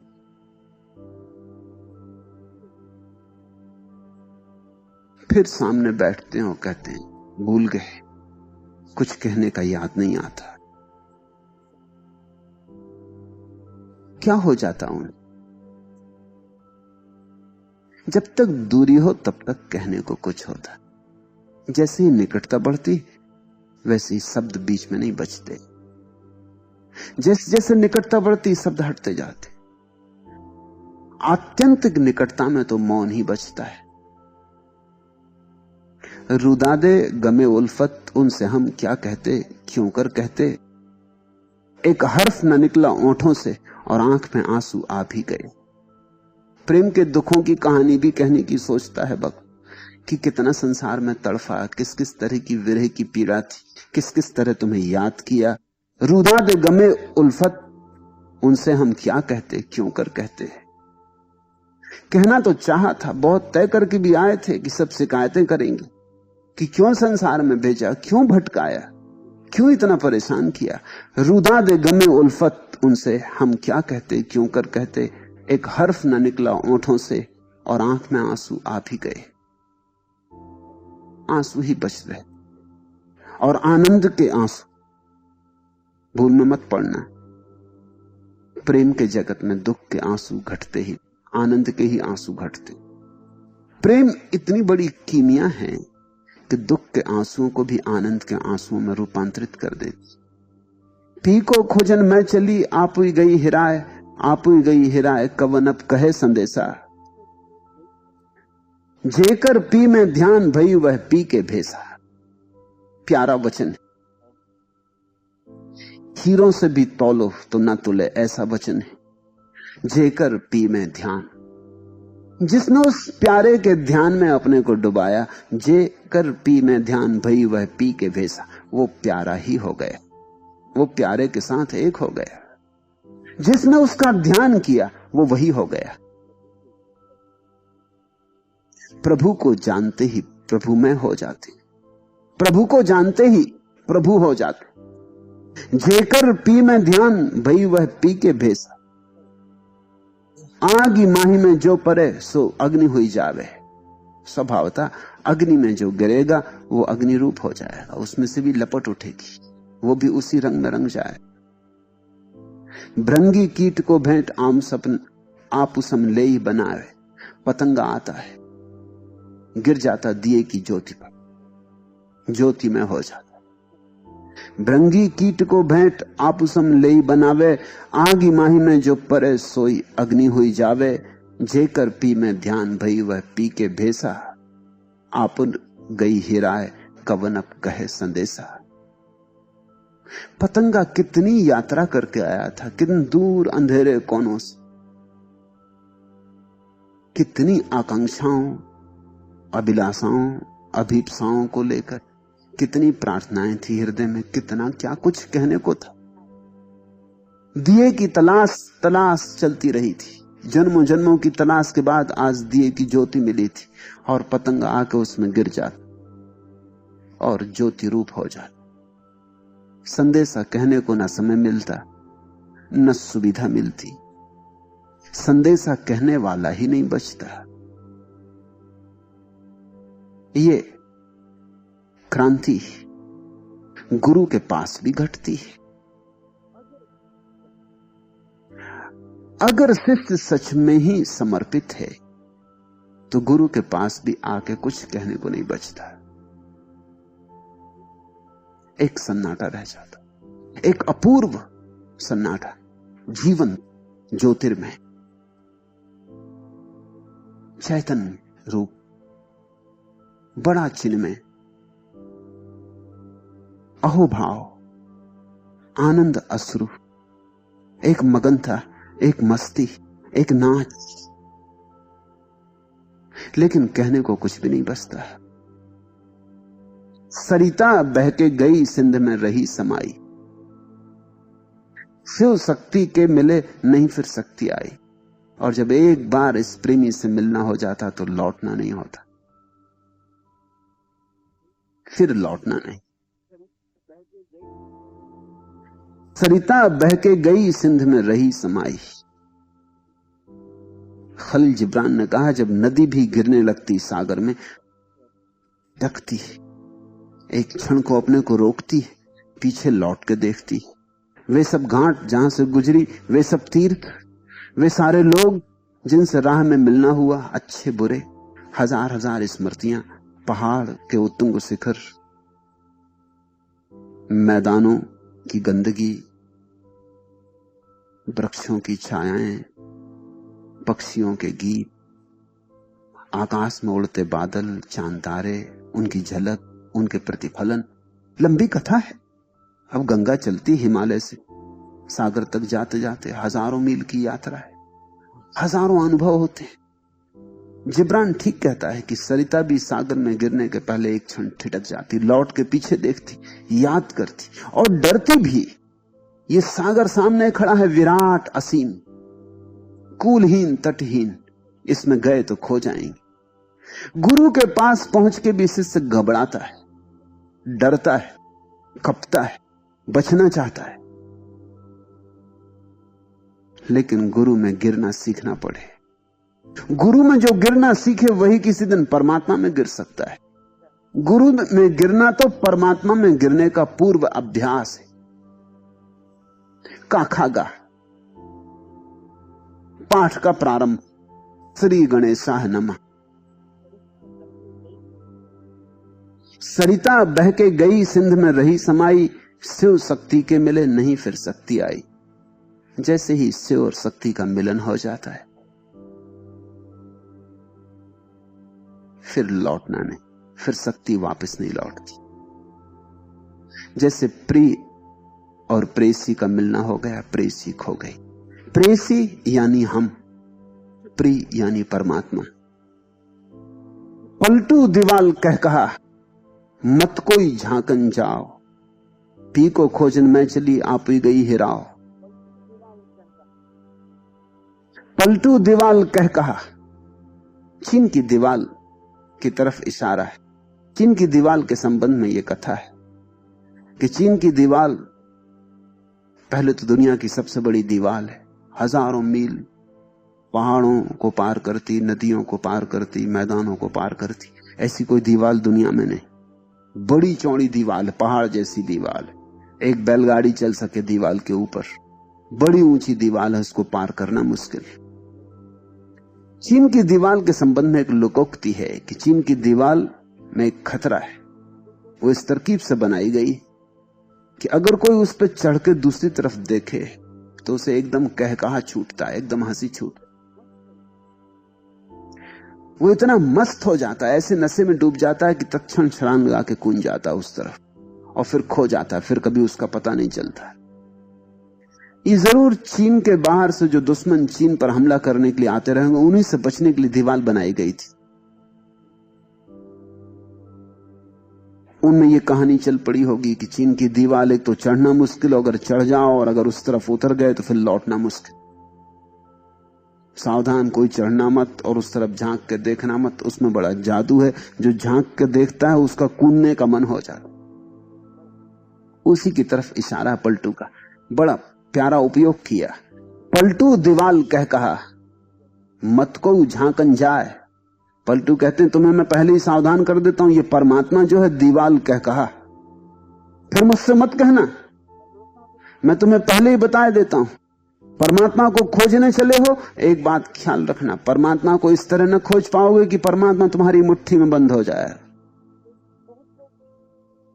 परमात्मा को खोजने बहुत लोग चलते, उनकी ख्याल, उनकी दृष्टि यही होती जैसे धन को तिजोरी में बंद कर लिया, एक दिन परमात्मा को भी तिजोरी में बंद कर देंगे। वो यही सोचते हैं कि परमात्मा का भी परिग्रह कर लेंगे। वो उनकी अकड़ की ही खोज, वो असली खोज नहीं है। वो अहंकार की ही यात्रा है। वो कहते हैं हमने धन पाया, पद पाया, सब पाया, अब परमात्मा को पाके रहेंगे।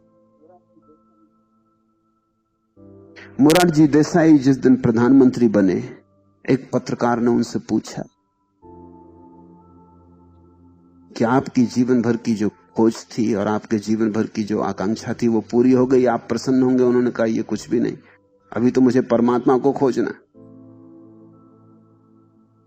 सुनने वाले को लगेगा कि बड़ी धार्मिक बात है, जरा भी धार्मिक नहीं। परमात्मा की खोजना है तो ये दिल्ली से परमात्मा की तरफ जाने का कोई रास्ता अनिवार्य से थोड़ी गुजरता है। दिल्ली खोजने की क्या जरूरत, परमात्मा ही खोजना है। अगर जितनी मेहनत और जितना श्रम दिल्ली पहुंचने में लगता है, इससे बहुत कम श्रम और बहुत कम मेहनत से आदमी परमात्मा तक पहुंच सकता है। और सच तो यह है कि दिल्ली परमात्मा से ठीक विपरीत दिशा में। जितने दिल्ली में चले गए उतना परमात्मा से दूर चले गए। लेकिन मोरारजी देसाई को ऐसा लगता है कि पहले प्रधानमंत्री होना फिर परमात्मा को खोजना, जैसे कि परमात्मा की सीढ़ी प्रधानमंत्री के आगे। जब तक प्रधानमंत्री की सीढ़ी ना चढ़ेंगे परमात्मा की सीढ़ी कैसे चढ़ेंगे? ये अहंकार की ही खोज। ये परमात्मा की बात भी अहंकार की ही बात है। ये सिर्फ इस बात की घोषणा है कि इससे हम कहां तृप्त होने वाले हैं, तो ठीक है करके दिखा दिया, अब वो भी करके दिखाना, परमात्मा को भी पाना। मगर जो आदमी इस तरह परमात्मा को खोजने चलेगा वो कभी ना पा सकेगा। परमात्मा को कोई पद धन की तरह नहीं खोज सकता। परमात्मा को तो प्रेमी की तरह खोजना पड़ता है। प्रेमी का मतलब होता है जो खोने को तैयार है, मिटने को तैयार है। अपने को मिटा के जो खोज सकता है वही खोजता है, जैसे सरिता सागर में गिरती। इसलिए पलटू कहते हैं सावधान कर देते हैं, भाई हमारी बातों में मत आ जाना कि हमने कहा खोजो प्रेमी को और हमने कहा वसंत बीता जा रहा है और देखो ये तालाब सूखने लगा और मछली दुखी होने लगी, इसलिए खोजो परमात्मा को। हमारी बात में मत आ जाना। एक बात सावधानी से समझ लेना, ये शर्त ध्यान में रहे। पलटू दीवाल कहा, एक बार अगर चढ़ गए ध्यान की दीवाल पर और उस तरफ झांक के देखा तो फिर लौट ना सकोगे। जाओ तो ये ख्याल रख के जाना, फिर पीछे हमसे मत कहना, शिकायत मत करना कि ये भी खूब खोज पकड़ा दी जिसमें हम खुद ही खो गए। खोज तो ऐसी कि हम तो बचें और खोज हो जाए। ये परमात्मा की खोज ऐसी खोज नहीं। पलटू दीवाल कहा, मत कोई झांकन जाए, इसलिए सावधान किए देते हैं कि अगर अपने को बचा के परमात्मा पाना हो, अगर अहंकार की ही एक यात्रा का हिस्सा हो परमात्मा का पाना, तो कृपा करके मत जाना। ये दीवाल कहा है, इसके उस तरफ झांका कि फिर कूदना ही पड़ता है, और जो कूद गया वो खो गया और फिर कभी लौट के नहीं आ सकता। पी को खोजन मैं चली, आप ही गई हिराए। तो मैं प्रेमी को खोजने गया और खुद खो गया, लेकिन ये खो जाना धन्य भाग है। तुम्हारा होना सिवाय पीड़ा और दुख के और क्या है? तुम्हारा होना सिवाय एक घाव के और क्या है? तुम्हारे होने में है ही क्या? मनुष्य के होने में है ही क्या? इसे बचाने की कोशिश करोगे तो परमात्मा से वंचित रहोगे। इसे खोने की तैयारी चाहिए। इसलिए जब तुम मंदिर में जाके फूल चढ़ाते हो तो तुम धोखा देते हो। अपने को जिसने नहीं चढ़ाया उसके सब चढ़ाए फूल बेकार। या तुम धन चढ़ाते हो तो भी तुम धोखा देते हो। तुम सोचते हो कि तुम्हारे धन को परमात्मा भी धन समझता हो। तुमने अपने ही जैसा मूढ़ उसे भी समझ रखा है। तुम्हारे सिक्कों के धोखे में वह भी आएगा। अगर चढ़ाना हो तो अपने को चढ़ाना, उसके अतिरिक्त और कोई चीज नहीं चढ़ाई जा सकती। आदमी ने सब चीजें चढ़ाई, यहां तक कि उसको समझ में आ गया कि धन तो अपना बनाया हुआ है, इसको क्या चढ़ाना। तो उसने पशु भी चढ़ाए, पशु वध किए, यज्ञ किए, गाय चढ़ाओ, घोड़ा चढ़ाओ, और यहां तक कि आदमी भी चढ़ाए, नरमेध यज्ञ भी किए। बुद्ध के जीवन में उल्लेख, एक गांव में यज्ञ हो रहा है और गांव का राजा एक बकरे को चढ़ा रहा है। बुद्ध गांव से गुजरे हैं, वो वहां पहुंच गए और उन्होंने उस राजा को कहा कि ये क्या कर रहे हैं, इस बकरे को चढ़ा रहे हैं, किस लिए? तो उसने कहा कि इसके चढ़ाने से बड़ा पुण्य होता है। तो बुद्ध ने कहा मुझे चढ़ा दो तो और भी ज्यादा पुण्य होगा। वो राजा थोड़ा डरा। बकरे को चढ़ाने में कोई हर्जा नहीं, लेकिन बुद्ध को चढ़ाना, उसके भी हाथ पैर कपे। और उसने कहा कि अगर सच में ही कोई, बुद्ध ने कहा अगर सच में ही कोई लाभ करना हो तो अपने को चढ़ा दो। बकरा चढ़ाने से क्या होगा? उस राजा ने कहा ना, बकरे का कोई नुकसान नहीं, ये स्वर्ग चला जाएगा। बुद्ध ने कहा बहुत ही अच्छा, मैं स्वर्ग की तलाश कर रहा हूं, तुम मुझे चढ़ा दो, तुम मुझे स्वर्ग भेज दो। और तुम अपने माता पिता को क्यों नहीं भेजते स्वर्ग, और खुद को क्यों रोके हुए हो? जब स्वर्ग जाने की ऐसी सरल तुम्हें सुगम तरकीब मिल गई है तो काट लो गर्दन। बकरे को बेचारे को क्यों भेज रहा है, जो शायद जाना भी ना चाहता हो स्वर्ग? बकरे को खुद ही चुनने दो कहां उसे जाना है। उस राजा को समझ आई, उसे बुद्ध की बात ख्याल में पड़ी। ये बड़ी सचोट बात।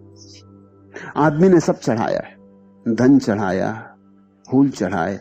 फूल भी तुम्हारे नहीं, वो परमात्मा के।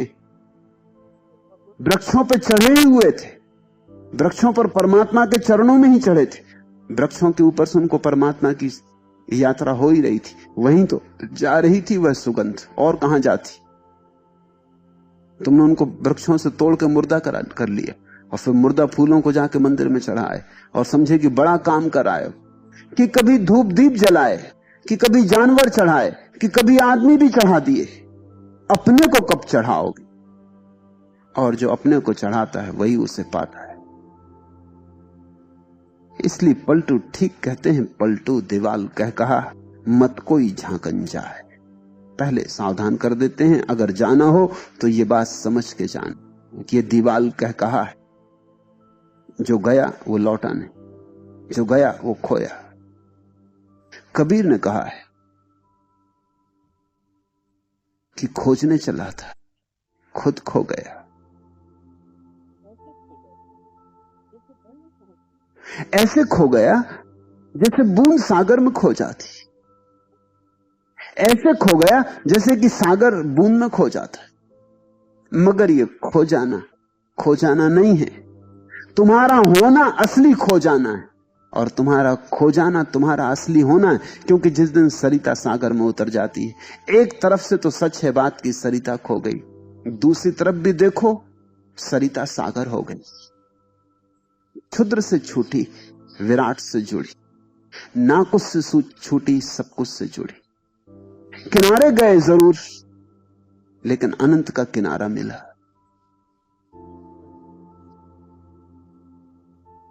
पलटू के इन वचनों को धीरे धीरे पीना, ये शराब जैसे वचन है, इनको पीना, रस ले लेके पीना, चुस्की ले लेके पीना। एक एक वचन तुम्हें तरंगित करेगा, एक एक वचन तुम्हें हिलाएगा, डुलाएगा। तुम्हारे भीतर सोई हुई ऊर्जा धीरे धीरे नृत्य मग्न हो उठेगी, और तुम्हारे भीतर क्या क्या नहीं छिपा है। लेकिन तुम तो बाहर खोजते हो, इसलिए भीतर का पता नहीं चलता है। और तुम्हारे भीतर क्या क्या नहीं छिपा है। तुम्हारे भीतर पूरा परमात्मा बैठा है, लेकिन तुम उसे छोड़कर और सब जगह भागे जाते हो।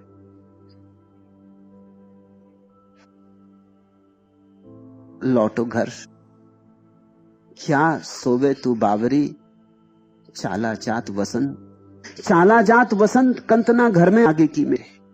होश आया कि गए, जब तक बेहोशी है तब तक बने रहो, तब तक अभिनय चलेगा, तब तक ये नाटक चलेगा। जैसे ही जरा होश की किरण आई कि नाटक बंद हुआ। उससे डरे हुए हो, मगर तुम कितने ही डरे रहो, मौत आती है, मौत आ रही है। ज्यों ज्यों सूखे ताल है, त्यों त्यों मीन मलिन, त्यों त्यों मीन मलिन। जेठ में सूख्यो पानी, तीनों पन गए बीत, भजन का मरम न जानी। कमल गए कुमलाए, हंस ने किया पयाना, मीन लिया कोई मार, ठाव ढेला चिरहाना। ऐसी मानुष देह वृथा में जात अनारी, भूला कौल करार आपसे काम बिगारी, पलटू बरस और मास दिन पहर जाना ही पड़ेगा। जाना तो पड़ेगा, तो जाना तो है ही निश्चित। मौत में जाओ या दीवाल कह कहा, दो उपाय हैं जाने के। या तो मौत के जाल में फंसोगे, परवश खींचे जाओगे, फिर जीवन में फेंके जाओगे। एक दूसरा राह भी है, समाधि की, सन्यास। एक दूसरा उपाय भी है, खुद ही कूद जाओ परमात्मा में। इसके पहले कि मौत मारे, खुद मर जाओ। और जो खुद मर गया, स्वांतः सुखाय मर गया, उसके जीवन में अमृत का वास आ जाता है। पी को खोजन मैं चली, आपन गई हिराए। आप ही गई हिराए, कवन अब कहे संदेशा, जेकर पी में ध्यान भई वह पी के भेसा। आगी मां है जो परे, जाओ जरूर जाओ। मिटो, मिटने से बड़ा धन्य भाग नहीं। स्वेच्छा से मिटो तो समाधि फल जाती। स्वेच्छा से न मिटोगे तो मौत, अपने हाथ से विसर्जन करोगे तो समाधि। कोई आके मछली को पकड़ के ले जाएगा तो मृत्यु।